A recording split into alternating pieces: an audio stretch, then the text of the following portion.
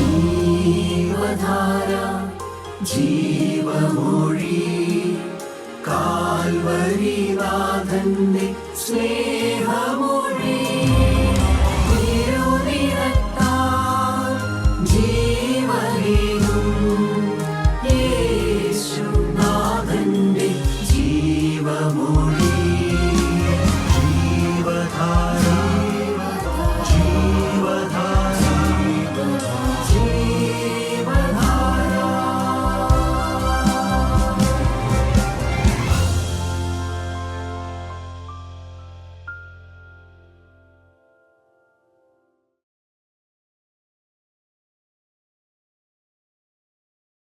ദൈവനാമം മഹത്വപ്പെടുമാറാകട്ടെ. കർത്താവായ യേശുക്രിസ്തുവിൻ്റെ പരിശുദ്ധമായ നാമത്തിൽ നിങ്ങൾക്ക് എല്ലാവർക്കും എൻ്റെ വിനീതമായ സ്നേഹവന്ദനം. വിശുദ്ധ മത്തായിയുടെ സുവിശേഷം 5-ാം അധ്യായം 13-ാമത്തെ വാക്യവും വിശുദ്ധ ലൂക്കോസിന്റെ സുവിശേഷം 14-ാം അധ്യായം 34-35 വായിക്കാം. മത്തായി 5:13. നിങ്ങൾ ഭൂമിയുടെ ഉപ്പാകുന്നു. ഉപ്പ് കാരമില്ലാതെ പോയാൽ അതിന് എന്തോന്നുകൊണ്ട് രസം വരുത്താം? പുറത്തു കളഞ്ഞിട്ട് മനുഷ്യർ ചവിട്ടുവാനല്ലാതെ മറ്റൊന്നിനും പിന്നെ കൊള്ളുന്നതല്ല. കാരമില്ലാത്ത ഉപ്പ്, അതാണ് നമ്മുടെ ഇന്നത്തെ ചിന്താ വിഷയം. കാരമില്ലാത്ത ഉപ്പാണ്. ഉപ്പാണ്, അതിന് രുചിയും പുളിയും ഉണ്ടായിരിക്കണം. പക്ഷേ അത് കാരമില്ലാതെ പോയാൽ പ്രയോജനശൂന്യമാണ് എന്ന് മാത്രമല്ല, അത് വെറുതെ നിലത്ത് ഇട്ട് ചവിട്ടിക്കളയാൻ മാത്രമേ കൊള്ളാവുള്ളൂ. വിശുദ്ധ ലൂക്കോസിന്റെ സുവിശേഷത്തിനും അത് തന്നെയാണ് കാണുന്നത്. 14-ാം അധ്യായത്തിന് 34-35. ഉപ്പ് നല്ലത് തന്നെ, ഉപ്പ് നല്ലത് തന്നെ. ഉപ്പ് കാരമില്ലാതെ പോയാൽ, ഉപ്പ് കാരമില്ലാതെ പോയാൽ എന്തോന്നുകൊണ്ട് അതിന് രസം വരുത്തും? എന്തോന്നുകൊണ്ട് അതിന് രസം വരുത്തും? പിന്നെ നിലത്തിനും വളത്തിനും കൊള്ളുന്നതല്ല, അതിനെ പുറത്തു കളയും. കേൾപ്പാൻ ചെവിയുള്ളവൻ കേൾക്കട്ടെ. കർത്താവ് വളരെ വ്യക്തമായിട്ടാണ് പറയുന്നത്, കേൾപ്പാൻ ചെവിയുള്ളവൻ കേൾക്കട്ടെ. നിങ്ങൾ ഭൂമിയുടെ ഉപ്പാകുന്നു. ഉപ്പ് നല്ലത് തന്നെ. കർത്താവ് മറ്റൊരു കാര്യം പറഞ്ഞു, നിങ്ങൾ ലോകത്തിൻ്റെ വെളിച്ചമാകുന്നു. ഉപ്പ് രുചി വരുത്താൻ നല്ലതാണ്. ചീയാതെ സാധനങ്ങൾ കാത്തു സൂക്ഷിക്കാൻ നല്ലതാണ്. എല്ലാ ഭക്ഷണത്തിനും അത് ആവശ്യമാണ്. എന്നാൽ അതിന് പുളിപ്പില്ലാതെ വന്നാൽ, അതിന് കാരമില്ലാതെ വന്നാൽ, അതിന് ഉറയില്ലാതെ വന്നാൽ അത് യാതൊന്നിനും കൊള്ളുകയില്ല. അത് നിലത്തിനും മറ്റൊന്നിനും പ്രയോജനമുള്ളതായി തീരുകയില്ല. അതുകൊണ്ട് കേൾപ്പാൻ ചെവിയുള്ളവൻ കേൾക്കട്ടെ. ഉപ്പാണോ കാരമുണ്ടായിരിക്കണം? ഉപ്പാണോ അതിന് പുളിപ്പുണ്ടായിരിക്കണം? ഉപ്പാണോ അത് രുചിപ്രദമായിരിക്കണം? അല്ലെങ്കിൽ അത് തികച്ചും പ്രയോജനശൂന്യമാണ്. ആത്മീയരാണ്, പക്ഷേ ഒരിക്കലും ആത്മീയമായ സൽഗുണങ്ങളില്ല. ക്രിസ്ത്യാനികളെന്നാണ് പേര്, പക്ഷെ ക്രിസ്തുവിൻ്റെ ചൈതന്യം അവരിലില്ല. ദൈവത്തിന് മഹത്വം. ആചാരങ്ങളുണ്ട്, പള്ളിയിൽ പോക്കുണ്ട്, ചടങ്ങുകളുണ്ട്, കൂട്ടായ്മയ്ക്ക് വരുന്നുണ്ട്, ദൈവവേല ചെയ്യുന്നുണ്ട്. പക്ഷേ അവർ കർത്താവായ യേശു ക്രിസ്തുവിൻ്റെ ദിവ്യ സ്വഭാവത്തിൻ്റെ പങ്കാളികളല്ല. അവരിൽ ജ്വലിച്ച് പ്രകാശിക്കുന്നതായ ആ ഒരു ദീപം, കാൽവറിയിൽ കത്തിയതായ ആ ശോഭ, അത് കത്തി ജ്വലിക്കുന്നില്ല. പുത്തോർത്തു ആത്മീയം, അത് അപകടമാണോ എന്നുള്ള കാര്യം ഇന്ന് നിങ്ങളെ ഓർപ്പിക്കാൻ ഞാൻ ദൈവകൃപയിൽ ശരണപ്പെടുകയാണ്. അതിന് വ്യക്തമായ ചില ഉദാഹരണങ്ങൾ വേദോസ്തവത്തിലുണ്ട്. നമുക്ക് ചിലത് ചിന്തിക്കാം. 1 രൂത്തിന്റെ പുസ്തകം 1-ാം അധ്യായം 14-ാമത്തെ വാക്യം. അവർ പിന്നെയും പൊട്ടിക്കരഞ്ഞു. ഓർപ്പ അമ്മാവിയമ്മയെ ചുംബിച്ചു പിരിഞ്ഞു. എലീമേലെക്കും ഭാര്യ നവോമിയും, ദൈവമക്കളെ, അവര് ബേത്ലഹേമിൽ നിന്ന് മോവാബിലേക്ക് വന്നു. അപ്പത്തിൻ്റെ നാടായിരിക്കുന്ന ബേത്ലഹേമിൽ ക്ഷാമം മൂർച്ഛിച്ചു വന്നു. അപ്പോൾ അവിടെ നിൽക്കുവാൻ നിവൃത്തിയില്ലാതെ വന്നപ്പോൾ അവർ നാട് വിട്ടുപോയി. കൂട്ടത്തിൽ മക്കൾ 2 പേരുമുണ്ട്, മഹ്ലോനും കില്യോനും.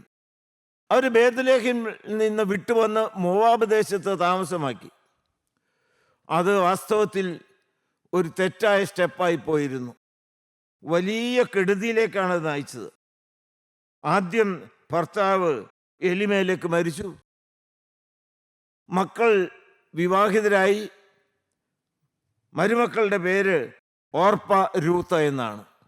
ആ മക്കൾ 2 പേരും പിന്നീട് മരിച്ചുപോയി. ആണും തൂണുമായിട്ടുണ്ടായിരുന്ന അവർ 3 പുരുഷന്മാരും ആ വീട്ടിൽ നിന്ന് മരണം മുഖാന്തരം വിട്ടുപോയി. 3 വിധവമാർ മാത്രം, നവോമിയും ഓർപ്പയും രൂത്തും. കാലങ്ങൾ മുന്നോട്ട് പോയി. അപ്പോൾ അവർ കേൾക്കുകയാണ്, ബേത്ലഹേമിൽ ക്ഷാമമെല്ലാം മാറി സമൃദ്ധിയുടെ തുടക്കം കുറിച്ചു എന്ന്. അപ്പത്തിൻ്റെ നാട് വീണ്ടും തളിർത്തു വന്നു. അപ്പത്തിൻ്റെ സമൃദ്ധി അവിടെ ഉണ്ടായി എന്നവർ കേട്ടു. അവരുടെ ബന്ധുമിത്രാദികളും വേണ്ടപ്പെട്ടവരും എല്ലാം ബേത്ലഹേമിലാണ്. നവോമി ബേത്ലഹേമിലേക്ക് മടങ്ങിപ്പോകാൻ തീരുമാനിച്ചു. പിന്നെ ആകെയുള്ളത് ഓർപ്പയും രൂത്തും മരുമക്കൾ മാത്രമാണ്. നിങ്ങൾ ഭർത്താക്കന്മാരില്ല. അതുകൊണ്ട് നിങ്ങൾ നിങ്ങളുടെ നാട്ടിൽ തന്നെ ജീവിച്ചു കൊള്ളുക. ഞാൻ എൻ്റെ നാട്ടിലേക്ക് മടങ്ങിപ്പോവുകയാണ്. നിങ്ങൾ എൻ്റെ കൂടെ പോരണ്ട. വളരെ നിർബന്ധമായിട്ടും പോരണ്ട എന്നുള്ളതായ ഒരു നിർദ്ദേശം കൊടുത്തു. അപ്പോൾ മരുമക്കൾ രണ്ടുപേരും പറഞ്ഞു, 1-ാം അധ്യായത്തിൻ്റെ 10-ാമത്തെ വാക്യത്തിൽ, അവർ അവളോട്, ഞങ്ങളും നിന്നോടുകൂടെ നിന്റെ ജനത്തിൻ്റെ അടുക്കൽ പോരുന്നു എന്ന് പറഞ്ഞു. മക്കളെ, നിങ്ങൾ എൻ്റെ കൂടെ പോരണ്ട എന്ന് അവരോട് തീർത്തു പറഞ്ഞു. അപ്പോൾ ഓർപ്പ പറഞ്ഞ വാക്യമാണ് നമ്മൾ വായിച്ചത്. അവർ പിന്നെയും പൊട്ടിക്കരഞ്ഞു. ഓർപ്പ അമ്മായി അമ്മയെ ചുംബിച്ച് പിരിഞ്ഞു. രൂത്തോ അവളോട് പറ്റിച്ചേർന്ന് നിന്നു. ഈ ഓർപ്പയുടെ കാര്യം, അവൾ ഉഷ്ണവാനുമല്ല ശീതവാനും അല്ലാത്തൊരവസ്ഥയിലാണ്. കാരമില്ലാത്ത ഉപ്പാണ്. അമ്മായി അമ്മയോട് പിരിയാൻ വയ്യാത്തായ ഒരു ബന്ധം അവൾക്ക് സ്ഥാപിച്ച് കിട്ടിയിട്ടില്ല. അതേസമയത്ത് അവളുടെ വാക്കുകൾ ആത്മീയമാണെന്ന് നമുക്ക് തോന്നും. അമ്മായിയമ്മയോട് സ്നേഹം നിറഞ്ഞതാണ് എന്ന് നമുക്ക് തോന്നും. ഞാൻ ഒരിക്കലും പോവുകയില്ല എന്ന് പറഞ്ഞു. പക്ഷെ അമ്മായിയമ്മ പറഞ്ഞിട്ടല്ല ഞാൻ കരഞ്ഞ് ചുംബിച്ച് വിട്ടുപോയത്. എന്നാൽ ദൈവമക്കളെ, രൂത്ത് പറഞ്ഞത് നമുക്ക് വായിക്കാം. 16 മുതൽ 18 വരെയുള്ള ഈ വാക്യങ്ങൾ. അതിനെ രൂത്ത്, നിന്നെ വിട്ടുപിരിവാനും നിന്റെ കൂടെ വരാതെ മടങ്ങിപ്പോകുവാനും എന്നോട് പറയരുതേ. എന്നോട് ആ കാര്യം മാത്രം പറയരുത്. നിന്നെ വിട്ടുപിരിയുവാനും നിന്നോടോടെ പോരരുത് എന്നുമുള്ളതായ വാക്ക് എന്നോട് ഒരിക്കലും പറയരുത്.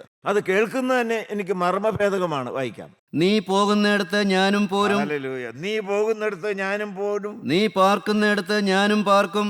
നീ പാർക്കുന്നിടത്ത് ഞാനും പാർക്കും. നിന്റെ ജനം എന്റെ ജനം. നിന്റെ ജനം എന്റെ ജനം. നിന്റെ ദൈവം എന്റെ ദൈവം. നിന്റെ ദൈവം എന്റെ ദൈവം. നീ മരിക്കുന്നിടത്ത് ഞാനും മരിച്ച് അടക്കപ്പെടും. നീ മരിക്കുന്നിടത്ത് ഞാനും മരിച്ച് നിന്നോടുകൂടി അടക്കപ്പെടും. മരണത്താൽ അല്ലാതെ ഞാൻ നിന്നെ വിട്ടുപിരിഞ്ഞാൽ യഹോവ തക്കവണ്ണവും അധികവും എന്നോട് ചെയ്യുമാറാകട്ടെ എന്ന് ഇതാണ് പറഞ്ഞു. ദൈവമക്കളെ കാരമുള്ള ഉപ്പ്. ഇതാണ് ജ്വലിക്കുന്ന സത്യസ്നേഹം. ഇതിന്ന് അനേകരുടെ ജീവിതത്തിൽ ആത്മീയ ഗോളത്തിൽ കാണുന്നില്ല. ഇപ്പോൾ നമ്മൾ ഓർപ്പയുടെ കാര്യം നോക്കിയാലും അമ്മായിയമ്മയോട് സ്നേഹമുണ്ട് എന്ന് നമുക്ക് തോന്നിപ്പോകും. അല്പമൊക്കെ ഉണ്ട്, താൻ ഇല്ല എന്ന് പറയുന്നില്ല.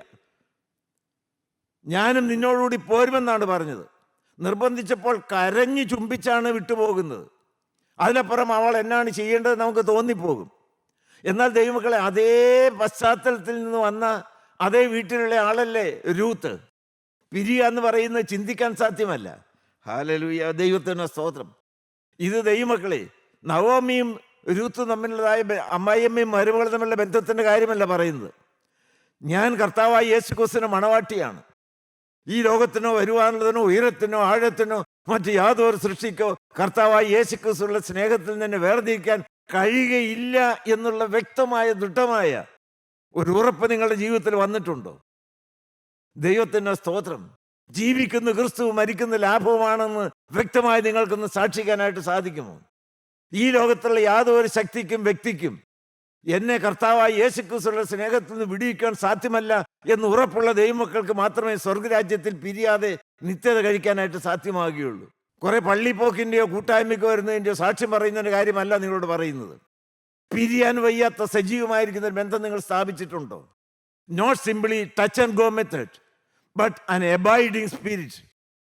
തായ്തണ്ടിനോട് ചേർന്നിരിക്കുന്ന ചില്ലി പോലെ കർത്താവായ യേശു ക്രിസ്തു ആകുന്ന തലയുടെ ബന്ധപ്പെട്ട ശരീരവും അതിൻ്റെ അവയവങ്ങളുമാണ് നമ്മളും.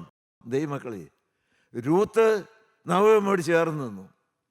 എന്ത് വലിയ ദൂരവ്യാപകമായ സൽഫലങ്ങളാണ് അവൾക്ക് അനുഭവിക്കാനായിട്ട് സാധിച്ചത്. ഹല്ലേലൂയ. 3-ാം അധ്യായത്തിലേക്ക് വരുമ്പോൾ ബോവാസ് എന്ന് പറയുന്ന ഒരു വീണ്ടെടുപ്പുകാരനെ അവൾക്ക് കിട്ടി. ഞാൻ കൂടുതൽ വിശദീകരിക്കുന്നില്ല. ദൈവത്തിന് സ്തോത്രം. മാത്രമല്ല ദൈവമക്കളെ, രൂത്ത് യേശുവിൻ്റെ വംശപാരമ്പര്യത്തിൽ വന്നു. 4-ാം അധ്യായത്തിന് 22-ാമത്തെ വാക്യം വായിച്ച്. ബോവസ് ഓബേദിനെ ജനിപ്പിച്ചു. ഓബേദ് ഇശായിയെ ജനിപ്പിച്ചു. ഇശായി ദാവീദിനെ ജനിപ്പിച്ചു. ഈശായി ദാവീദിനെ ജനിപ്പിച്ചു. ദൈവത്തിന്റെ സ്തോത്രം. പിന്നീട് പൗലോസ്ലീഹായും എടുത്തു പറയും, ദാവീദിന്റെ സന്തതിയായി ജനിച്ച് മരിച്ച് ഉയർത്തെന്നിട്ട കർത്താവായ യേശുക്രിസ്തുവിനെ ഓർത്തുകൊള്ളുക, അതാണ് ഞങ്ങളുടെ സുവിശേഷം. എന്ത് പദവിയിലേക്കാ വന്നത്! Hallelujah, hallelujah. ദൈവത്തിന് സ്തോത്രം. ദൈവമക്കളെ, ഈ ഒരു സജീവമായ പിരിയാത്തതായ ഒരു സ്നേഹബന്ധത്തിലേക്ക് നിങ്ങൾ ഓരോരുത്തരും വരണം. ഇന്ന് നിങ്ങൾ ഈ ബന്ധം സ്ഥാപിച്ചിട്ട് വേണം പോകാനായിട്ട്. അതൊരു രക്തബന്ധമാണ്. ഒന്ന് ഓർപ്പ, കാരമില്ലാത്ത ഉപ്പ്. രണ്ടാമത്തെ ഏതാണ്?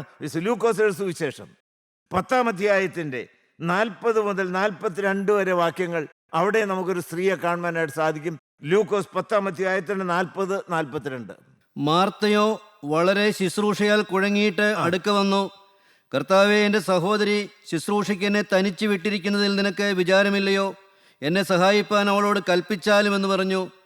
കർത്താവ് അവളോട്, മാർത്തയെ മാർത്തയെ നീ പലതിനെ ചൊല്ലി മനം കലങ്ങി വിചാരപ്പെട്ടും ഇരിക്കുന്നു. എന്നാൽ അല്പമേ വേണ്ടൂ. അല്ല, ഒന്ന് മതി. മറിയ നല്ല അംശം തെരഞ്ഞെടുത്തിരിക്കുന്നു. ദൈവത്തിന് സ്തോത്രം. ദൈവമക്കളെ, ഈ മാർത്ത കർത്താവായ യേശുക്രിസ്തു വീട്ടിൽ വന്ന സമയം മുതൽ നമുക്കുടെ നോട്ടത്തിൽ വളരെ സ്നേഹവാത്സല്യത്തോടെ കർത്താവായ യേശുക്രിസ്തുവിന് വേണ്ടി ഭക്ഷണം ഒരുക്കുകയാണ്. കർത്താവിനെ നാം സ്വീകരിക്കണം. അതിഥി സൽക്കാരം കർത്താവായ യേശുക്രിസ്തു സന്തോഷിക്കുന്നൊരു കാര്യമാണ്. പക്ഷേ കർത്താവായ യേശുക്രിസ്തുവിൻ്റെ വാക്കുകളിൽ നിന്ന് വേദനയുടെ ശബ്ദമാണ് കേൾക്കുന്നത്. മാർത്തയെ, നീ പലതിനെ ചൊല്ലി മനം കലങ്ങും വിചാരപ്പെട്ടും ഇരിക്കുന്നു. നീ എനിക്ക് വേണ്ടി അധ്വാനിക്കുന്നുണ്ട്, നീ എനിക്ക് വേണ്ടി ബന്ധപ്പെടുന്നുണ്ട്. ഞാൻ സ്നേഹിക്കുന്ന ഭവനത്തിലെ ഒരു അംഗമാണ് നീ. പൗലോസ്ലീഹ പറയുന്ന പോലെ കർത്താവിനുള്ള ഏകാഗ്രതയും നിർമ്മലതയും വിട്ട് വഷളായി പോകുന്നു. നല്ല പങ്കില്ലാത്തതായ സുവിശേഷ വേലക്കാർ, യേശു അകത്തില്ലാതെ ജീവന്റെ തുടിപ്പില്ലാതെ പ്രവർത്തിക്കുന്നതായ ദൈവമക്കൾ. പ്രസംഗമുണ്ട്, ദൈവവേലയുണ്ട്, സാക്ഷ്യം പറയുന്നുണ്ട്, അനേക തരത്തിലുള്ള ആധ്യാത്മികമായ കാര്യങ്ങളിൽ ചേർന്ന് നിന്ന് പ്രവർത്തിക്കുന്നുണ്ട്. പക്ഷെ ഉള്ളം കർത്താവായി യേശുക്രിസ്തുവിൻ്റെ കാൽക്കൽ ഇരിക്കുന്നില്ല. മനസ്സ് കർത്താവിനുള്ള ഏകാഗ്രതയിലും നിർമ്മലതയിലും കാത്തു സൂക്ഷിക്കുന്നില്ല. മറിയയെപ്പോലെ കർത്താവായി യേശുക്രിസ്തുവിൻ്റെ കാൽക്കൽ ഇരുന്ന് അവൻ്റെ സ്നേഹമുള്ളതായി ശബ്ദം കേട്ട് അവൻ്റെ പൊന്നുമുഖത്തേക്ക് നോക്കി അവൻ്റെ സൗന്ദര്യം രസിച്ച് ആത്മാവിൽ ആനന്ദിക്കുന്ന ഒരു അനുഭൂതിയിലേക്ക് ഉയർന്നു വരുന്നില്ല. ദൈവസന്നിധിയിൽ കാത്തിരുന്ന് ഹൃദയം പകരുന്നൊരു സ്വർഗീയ അനുഭവം ഇന്ന് ദൈവമക്കൾക്ക് നഷ്ടപ്പെട്ടു പോയിരിക്കുന്നു എന്ന് ഞാൻ അല്പം കുറ്റം വിധിച്ചുകൊണ്ട് പറയുന്ന പോലെ പറയുകയാണ്. മാർത്ത ചെയ്ത് തെറ്റാണ് ഞാൻ ഒരിക്കലും പറയുകയില്ല. പക്ഷേ നിന്റെ ഹൃദയം ദൈവത്തിൽ നകന്നിരിക്കുന്നതല്ലോ.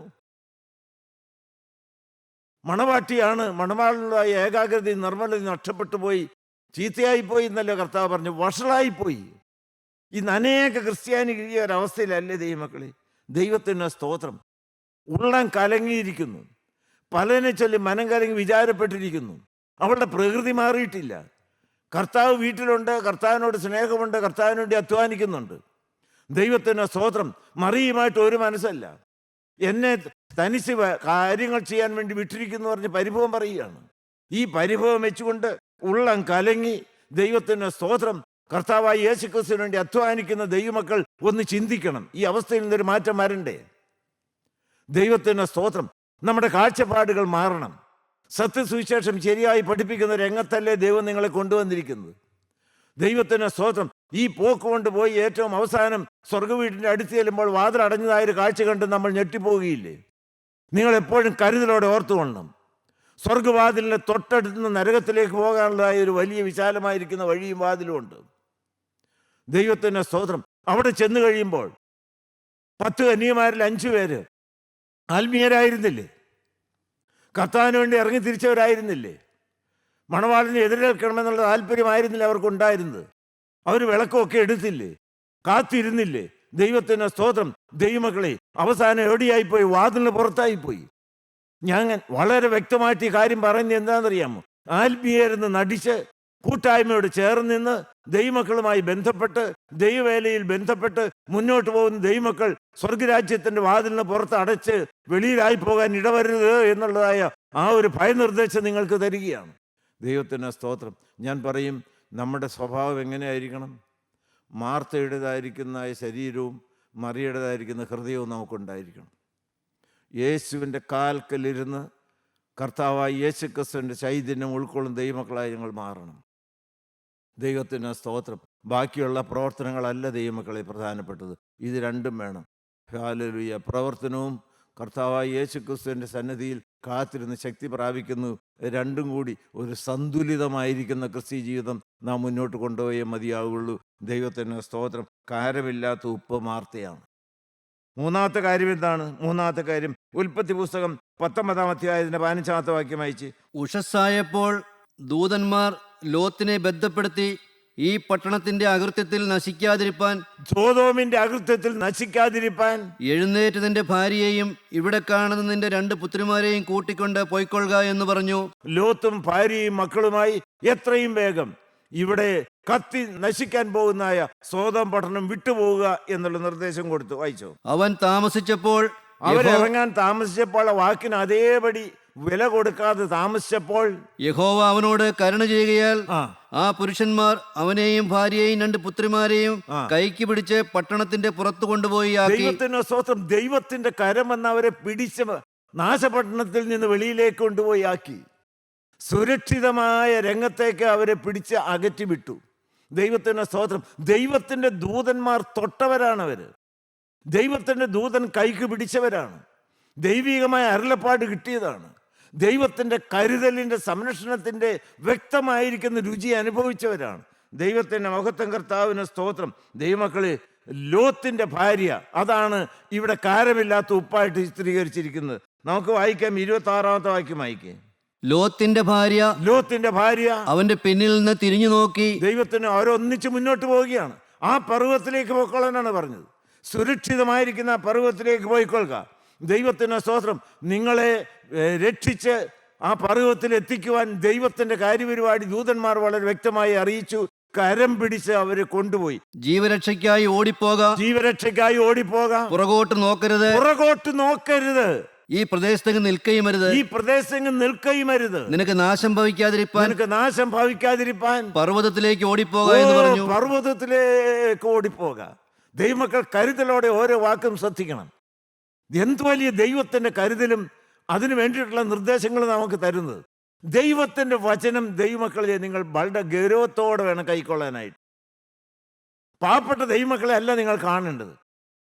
ദൈവസന്നിധി കരഞ്ഞ് പ്രാപിച്ച് ദൈവത്തിന്റെ ആത്മാവ് നടത്തണമേ എന്നുള്ളതായ ഉള്ളഞ്ഞിറങ്ങിയുള്ള അപേക്ഷയോടുകൂടിയാണ് പാവപ്പെട്ട അടിയങ്ങൾ ഇവിടെ നിൽക്കുന്നത്. നിങ്ങൾക്കൊരു ഭയനിർദ്ദേശം തരികയാണ്. ഇറങ്ങി പുറപ്പെട്ടവരാണ് അനേകര്. അബ്രഹാമിനും ലോത്തിനും തമ്മിലുള്ള ബന്ധം പോലെ കൂട്ടായ്മയിൽ ദൈവമക്കളുമായിട്ട് നിങ്ങൾക്ക് നല്ല ബന്ധമുണ്ട്. ദൈവത്തിൻ്റെ വചനം കേട്ടതാണ്. ദൈവത്തിൻ്റെ അനുഗ്രഹത്തിൻ്റെ രുചി അനുഭവിച്ചവരാണ്. ആ കാവലും കരുതലും ദൈവം നിങ്ങൾക്ക് തരും, യാതൊരു സംശയമില്ല. അതുകൊണ്ടാണ് ദൈവം നാശപട്ടണത്തിൽ നിന്ന് എത്രയും വേഗം വിട്ടുപോകാനുള്ള നിർദ്ദേശം കൊടുത്തു. അവരതിന് വേണ്ടവണ്ണം വില കൊടുത്തില്ല, ചെവി കൊടുത്തില്ല. അപ്പോൾ സ്വർഗത്തിലെ ദൂതന്മാർ വന്നു അവരെ കരം പിടിച്ച് സുരക്ഷിത സ്ഥാനത്താക്കി. ആ പർവ്വതത്തിലേക്ക് ഓടിപ്പോകാം. നിങ്ങൾക്ക് രക്ഷ പ്രാപിക്കണമോ, ഒരിക്കലും ഇറങ്ങി പുറപ്പെട്ട ദൈവമക്കൾ ഒരിക്കലും പുറകോട്ട് തിരിഞ്ഞ് നോക്കരുത്. കലപ്പയ്ക്ക് കൈവച്ച ശേഷം പിന്നോട്ട് നോക്കുന്നത് എനിക്ക് യോഗ്യനല്ല. ആ ദൈവത്തിൻ്റെ മാറ്റമില്ലാത്ത നിയമമാണ്. ഹല്ലേലൂയ. ദൈവത്തിൻ്റെ സ്തോത്രം. ദൈവമക്കളെ, ലോത്തിന്റെ ഭാര്യ സോദോമിൽ നിന്ന് വെളിയിൽ വന്നു. പക്ഷെ അവളുടെ ഹൃദയം സോദോമിൽ തന്നെയാണ്. സോദോമിലെ രുചിയും ഗുണവും രസവും അവൾ വിട്ടുപോരാൻ മനസ്സായില്ല. അവളുടെ ശരീരം പുറത്താണ്, പക്ഷെ അവളുടെ മനസ്സും ഹൃദയവും ഇപ്പോഴും സോദോമിൽ തന്നെയാണ്. അതുകൊണ്ട് അവൾ തിരിഞ്ഞു നോക്കി. ഇന്നും ദൈവമക്കളെ ഒരു ദുർസാക്ഷ്യമായി ആ ഉപ്പുതൂണ് അവിടെ നിലനിൽക്കുന്നു. ദൈവത്തിന് സ്തോത്രം. കർത്താവായ യേശുക്രിസ്തു രക്തം പുരണ്ട കരം നിങ്ങളെ ഒന്ന് തൊടട്ടെ. ഇന്ന് മരവിച്ച് കിടക്കുന്ന ചില ജീവിതങ്ങൾ ശക്തി പ്രാപിക്കട്ടെ, ജീവൻ പ്രാപിക്കട്ടെ. ദൈവത്തിന് സ്തോത്രം. കർത്താവായ യേശുക്രിസ്തു ലോകത്തിലേക്ക് വന്ന് ജീവനില്ലാത്തവർക്ക് ജീവനും ജീവനുള്ളവർക്ക് സമൃദ്ധിയായ ജീവൻ നൽകാൻ വേണ്ടിയിട്ടാണ്. നന്ദിയോടെ സ്തോത്രം. കർത്താവായ യേശുക്രിസ്തു കാൽവരിയിൽ തന്റെ സ്വന്തം ജീവൻ നമുക്ക് വേണ്ടി ഊറ്റി തന്നു. ആ ദൈവത്തിൻ്റെ രക്തം ഇന്നും ഗുണകരമായി സംസാരിക്കുന്നുണ്ട്. ദൈവത്തിന് പാവപ്പെട്ട അടിയനെ പ്രാർത്ഥിച്ചത് ഈ ഓരോ വാക്കിൽ കൂടിയും കർത്താവായ യേശുക്രിസ്തുവിൻ്റെ രക്തത്തിൻ്റെ സ്പർശമുണ്ടാകണം. രക്തത്തിൽ പൊതിഞ്ഞതായിരിക്കുന്ന വാക്കുകളായിരിക്കണം. ഹല്ലേലൂയ. എൻ്റെ വാക്കുകളുടെ ഗുണം കൊണ്ടല്ല ദൈവമക്കളെ, കാൽവറിൽ ജീവരക്തം ചൊരിഞ്ഞ കർത്താവായ യേശുക്രിസ്തുവിൻ്റെ രക്തത്തിൻ്റെ ശക്തി ഇപ്പോൾ നിങ്ങളെ രൂപാന്തരപ്പെടുത്തട്ടെ. ഹല്ലേലൂയ. നന്ദിയോടെ സ്തോത്രം. ചീഞ്ഞു നാറി കിടക്കുന്നവനെ കർത്താവായ യേശുക്രിസ്തുവിൻ്റെ വചനം കൊണ്ട് ജീവിപ്പിക്കുവാൻ ശക്തിയുള്ളതായ വചനം ദൈവത്തിൻ്റെ സ്തോത്രം നിങ്ങൾക്ക് കിട്ടിക്കൊണ്ടിരിക്കുകയാണ്. ഈ വചനം നിങ്ങളെ രൂപാന്തരപ്പെടുത്തും, അല്ല, ഈ വചനം നിങ്ങൾക്ക് ജീവൻ നൽകും. ഹല്ലേലൂയ. നന്ദിയോടെ സ്തോത്രം. കർത്താവായ യേശുക്രിസ്തുവിൻ്റെ മനുഷ്യാവതാരത്തിൻ്റെ ലക്ഷ്യം തന്നെ ജീവനും സമൃദ്ധിയായിരിക്കുന്ന ജീവനുമാണ്. നന്ദിയോടെ ആ ജീവനല്ലേ കാൽവറി ഊറ്റി തന്നത്. ആ രക്തം നിങ്ങളെ ഇപ്പോൾ തൊടട്ടെ. ദൈവത്തിൻ്റെ ഭാര്യയെ പോലെ ദൈവത്തിന് സ്തോത്രം. ദൈവമക്കളെ, നിങ്ങൾ ആരും നശിച്ചു പോകാനായിട്ട് ഇടവരരുത്. ആ പർവ്വതത്തിലേക്ക് ഓടിപ്പോകാം, തിരിഞ്ഞു നോക്കരുത്. ദൈവത്തിന് ആ പർവ്വതം ഏതാണ്? ജീവൻ ഒഴുകി വരുന്ന പർവ്വതം കാൽവറി പർവ്വതമാണ്. അത് ഗോകുൽത്തയാണ്. Hallelujah, hallelujah. അവിടുത്തെ ഉറവയിൽ നിന്ന് പൊട്ടിപ്പുറപ്പെട്ട ജീവരക്തത്തിൻ്റെ ഒഴുക്ക് ഇന്ന് പോയിട്ടില്ല. അത് നിൽക്കുകയുമില്ല. Hallelujah, hallelujah, hallelujah. ആ രക്തം ഇപ്പോൾ നിങ്ങൾക്ക് വേണ്ടി വാദിക്കുകയാണ്. ആ രക്തം നിങ്ങൾക്ക് ജീവശക്തി തരികയാണ്. ആ രക്തം ഇന്ന് അനേകരെ തൊട്ട് ജീവിപ്പിക്കുകയാണ്. ഇന്ന് ദൈവമക്കളെ, ഉണർവിൻ്റെ ജീവന്റെ ശക്തി ഇപ്പോൾ ഇവിടെ വ്യാപരിക്കണം. ഈ വചനം കേട്ടുകൊണ്ടിരിക്കുന്ന എല്ലാവരുടെ മേലും കുഞ്ഞാടിന് രക്തത്തിന്റെ ഒരു തളിപ്പ് കിട്ടണം. Hallelujah, hallelujah, hallelujah. നന്ദിയോടെ സ്വന്തം. നാം ആരും മരിക്കേണ്ടതായ കാര്യമില്ല. പുത്തോർത്തമായിരിക്കുന്ന ആത്മീയത്തിൻ്റെതായ ആ പ്രവണത നിർത്തുക. ഒരു സജീവമായിരിക്കുന്ന ഉണർവിന്റെ ശക്തി നമ്മുടെ മധ്യത്തിൽ ഒന്ന് കത്തിപ്പടരട്ടെ. ലോത്തിന്റെ ഭാര്യ കാരമില്ലാത്ത പോയി. നമുക്ക് വീണ്ടും വായിക്കാം അപ്പോസ്തല പ്രവൃത്തികൾ 5-ാം അധ്യായത്തിന്റെ 1-ാമത്തെ വാക്യം. എന്നാൽ അനന്യാസ് എന്നു പേരുള്ള ഒരു പുരുഷൻ തൻ്റെ ഭാര്യയായ സഫീറയോട് കൂടെ ഒരു നിലം വിറ്റു. ഭാര്യയുടെ അറിവോടെ വിലയിൽ കുറെ എടുത്തു വെച്ച് ഒരംശം കൊണ്ടുവന്ന് അപ്പോസ്തലന്മാരുടെ കാൽക്കൽ വെച്ചു. അപ്പോൾ പത്രോസ്, അനന്യാസെ, പരിശുദ്ധാത്മാവിനോട് വ്യാജം കാണിപ്പാനും നിലത്തിൻ്റെ വിലയിൽ കുറെ എടുത്ത് വയ്പ്പാനും സാത്താൻ നിന്റെ ഹൃദയം കൈവശമാക്കിയതെന്ത്? അത് വിൽക്കും മുമ്പേ നിൻ്റേതായിരുന്നില്ലയോ? വിറ്റ ശേഷവും നിന്റെ കൈവശമല്ലാഞ്ഞുവോ? ഈ കാര്യത്തിന് നീ മനസ്സ് വെച്ചതെന്ത്? മനുഷ്യരോടല്ല ദൈവത്തോടത്രേ നീ വ്യാജം കാണിച്ചത് എന്ന് പറഞ്ഞു. ഈ വാക്ക് കേട്ടിട്ട് അനന്യാസ് വീണ് പ്രാണനെ വിട്ടു. ഇത് കേട്ടവർക്ക് എല്ലാവർക്കും മഹാഭയമുണ്ടായി. അതിൻ്റെ മുന്നിലുള്ളതായ ഭാഗം വായിച്ചാൽ നമുക്ക് മനസ്സിലാകും. അന്ന് പലരും അവരുടെ വസ്തുക്കൾ വിറ്റുകൊണ്ടുവന്ന് അപ്പോസ്തലന്മാരുടെ കാൽക്കൽ വയ്ക്കും. എല്ലാവരും ഒന്നിച്ച് ഭക്ഷണം കഴിക്കും, സമൃദ്ധിയോടെ ജീവിക്കുന്നു. ആ സമർപ്പണം എനിക്കുമുണ്ട് എന്ന് അറിയിക്കുവാൻ അനന്യാസും സബീറയും ഒന്നിച്ച് ആലോചന നടത്തി. അവർക്കുണ്ടായിരുന്ന വസ്തുക്കൾ മുഴുവൻ വിറ്റു. പത്രോസിയുടെ അടുക്കൽ കൊണ്ടുവന്ന് സമർപ്പിച്ചു. കൊണ്ടുവരുന്നത് ഭർത്താവാണ്, അനന്യാസാണ്. ഇത്രയ്ക്കാണ് നിലം വെച്ചത്. പരിശുദ്ധാത്മാവിനെ കണ്ടില്ല, പത്രോസിനെ മാത്രമേ കണ്ടുള്ളൂ. വസ്തുക്കൾ മുഴുവൻ വിറ്റ് കർത്താവിൻ്റെ കാൽക്കൽ സമർപ്പിച്ചവരുടെ കൂട്ടത്തിൽ എണ്ണപ്പെട്ട് ആത്മീയനാണെന്നുള്ളതായ ഒരു വേഷം ധരിച്ച് നടക്കാമല്ലോ എന്നാണ് മൂഢനായിരിക്കുന്ന അനന്യാസ് മനസ്സിൽ വിചാരിച്ചത്. മണ്ടത്തരമായിപ്പോയി. വീണ് മരിച്ചു. വ്യാജവസ്തുവുമായിട്ട്, വ്യാജ മനോഭവമായിട്ട് കൂട്ടായ്മയിൽ വരരുത്. ദൈവസന്നിധിയിൽ, ആത്മീയത്തിൽ ദൈവത്തിന് അഭിനയിക്കരുത്. ഞാൻ വളരെ ഗൗരവമായിട്ടാണ് നിങ്ങളോട് പറയുന്നത്. ദൈവത്തിന് സ്തോത്രം. ഇതൊന്നും അറിയാതെ ചില നാളുകൾക്ക് ശേഷം ഭാര്യയായിരിക്കുന്ന സബീറയും വന്നു. ഇതേ ചോദ്യം ചോദിച്ചു പത്രോസ്ലീഹ, ഇത്രയ്ക്കോ നിലം വെച്ചത്? അതേ എന്ന് പറഞ്ഞു. അവളും വീണ് മരിച്ചു. അടുത്തുകൊണ്ടുപോയി അടക്കി. പുതിയ നിയമത്തിൽ നടന്നൊരു സംഭവമല്ലേ ഇത്? കർത്താവ് സ്നേഹമല്ലേ? ദൈവം സ്നേഹം മാത്രമല്ലേ? ദൈവത്തിന് സ്തോത്രം. പക്ഷെ അനീതിക്ക് കൂട്ടുനിൽക്കുകയില്ല. വ്യാജമായ ഒരാത്മീയമായിട്ട് മുന്നോട്ട് പോകാൻ നിങ്ങൾ ഒരിക്കലും ഒരു സ്റ്റെപ്പ് പോലും എടുത്തു വെക്കാനുള്ള ധൈര്യം കാണിക്കരുത്. ദ്രവ്യാഗ്രഹം സകലവിധ പാപത്തിന് മൂലകാരണമാണ്. ദൈവത്തിന് സ്തോത്രം. വ്യാജം ഒരിക്കലും നമ്മുടെ ജീവിതത്തിൽ പാടില്ല. സമർപ്പണമാണോ? ഒട്ടും പുറകോട്ട് എടുക്കരുത്. സഹോദരന്മാരെ, ഇവിടെ എന്താണ് വിഷയം?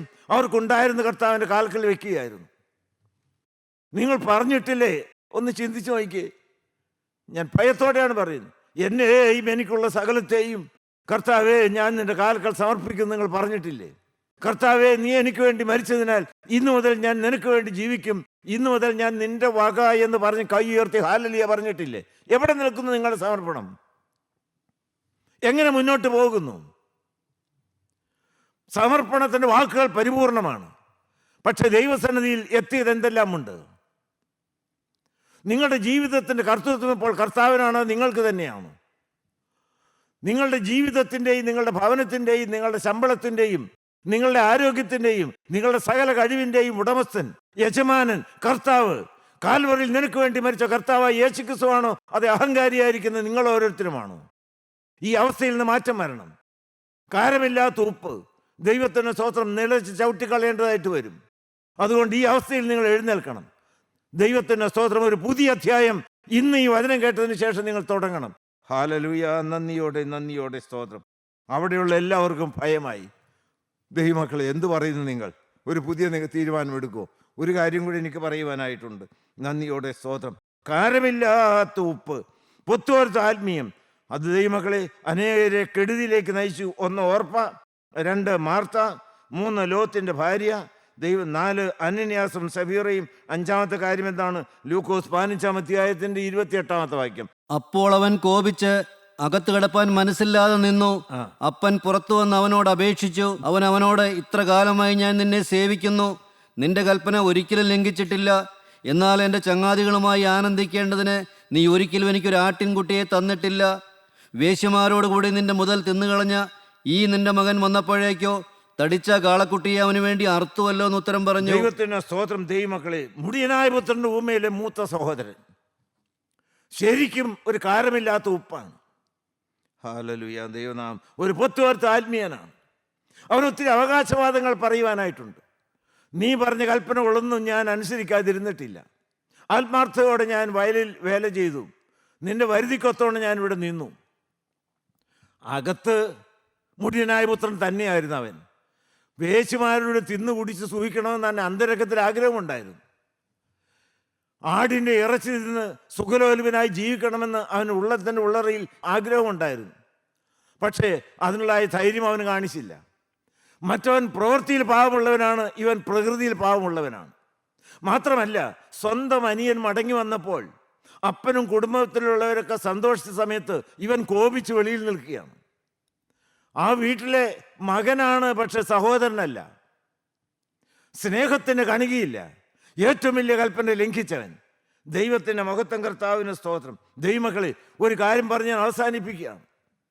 ഉപമ അവസാനിക്കുന്ന സമയത്ത് സകലവിധ മ്ലേച്ഛതകളും ചെയ്ത് പാപത്തിൻ്റെ മട്ടുകുറ്റി കുടിച്ചുകൊണ്ട് അപ്പൻ്റെ സ്നേഹമുള്ള ഹൃദയം പിച്ചി ചീന്തിയതായ ഇളയ മകൻ മാനസാന്തരപ്പെട്ട് കണ്ണുനീരോടെ മടങ്ങി വന്ന് തെറ്റുകൾ ഏറ്റുപറഞ്ഞ് യഥാസ്ഥാനപ്പെട്ട് ആ ഭവനത്തിനകത്ത് സന്തോഷത്തോടെ വസിക്കുമ്പോൾ വീട്ടിനകത്തുണ്ടായിരുന്ന ആൾ ആ സമയത്ത് പുറത്തു പോകേണ്ടതായിട്ട് വന്നു. നല്ലവനാണെന്ന് ചമഞ്ഞു നടന്നവൻ വീടിന് വെളിയിലും, ചീത്തയായിട്ട് നടന്നവൻ മാനസാന്തരപ്പെട്ട് വീട്ടിനകത്തും. ഉപമ അവസാനിക്കാറായി. നമ്മുടെ കാലം തീരാറായി. കാളനാദം കേൾക്കാറായി. മണവാളൻ വരാറായി. ദൈവത്തിന് സ്തോത്രം. ദൈവമക്കളെ എടുക്കപ്പെടാറായി. നീ ഇപ്പോഴത്തെ പോക്കുവായിൽ എവിടെ ചെല്ലും? സ്വർഗ വീട്ടിനകത്തായിരിക്കുമോ പുറത്തായിരിക്കുമോ? ഹല്ലേലൂയ. നമ്മുടെ കണ്ണുകളെ അടയ്ക്കാം.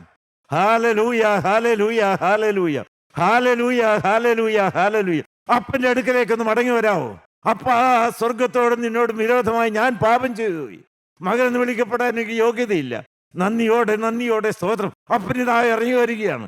ഹല്ലേലൂയ. കർത്താവായ യേശുക്രിസ്തു ആണ് ഇപ്പോഴുള്ളതായ കൈകളും കാലുകളുമായി ഇന്ന് മടങ്ങി വരുന്നതായ മാനസാന്തരപ്പെടുന്ന പാപത്തോട് യാത്ര പറഞ്ഞ് യഥാസ്ഥാനപ്പെടാൻ കൊതിക്കുന്നതായ ഒരു ന്യായീകരണവുമില്ലാതെ കരുണ തോന്നണമെന്ന് അപേക്ഷിച്ചുകൊണ്ട് മടങ്ങി വരുന്ന ദൈവമക്കളുടെ അടുക്കലേക്ക് ഓടി വരികയാണ്. അവൻ്റെ കാലുകളൊന്ന് വീണേ, അവൻ്റെ കരം നിങ്ങളുടെ തലമേൽ വെക്കട്ടെ. ദൈവത്തിൻ്റെ കരം ശക്തിയോടെ പ്രവർത്തിക്കട്ടെ. പാപി മാനസാന്തരപ്പെടട്ടെ. ജീവന്റെ പുസ്തകത്തിൽ പേരുള്ളവരായി മാറട്ടെ. സ്വർഗ വീട്ടിനകത്ത് പ്രവേശിക്കാൻ ദൈവം കൃപ തരട്ടെ. ദൈവനാമം മാത്രം മഹത്വപ്പെടുമാറാകട്ടെ. കർത്താവിന് സ്തോത്രം. ദൈവത്തിൻ്റെ മഹത്വം.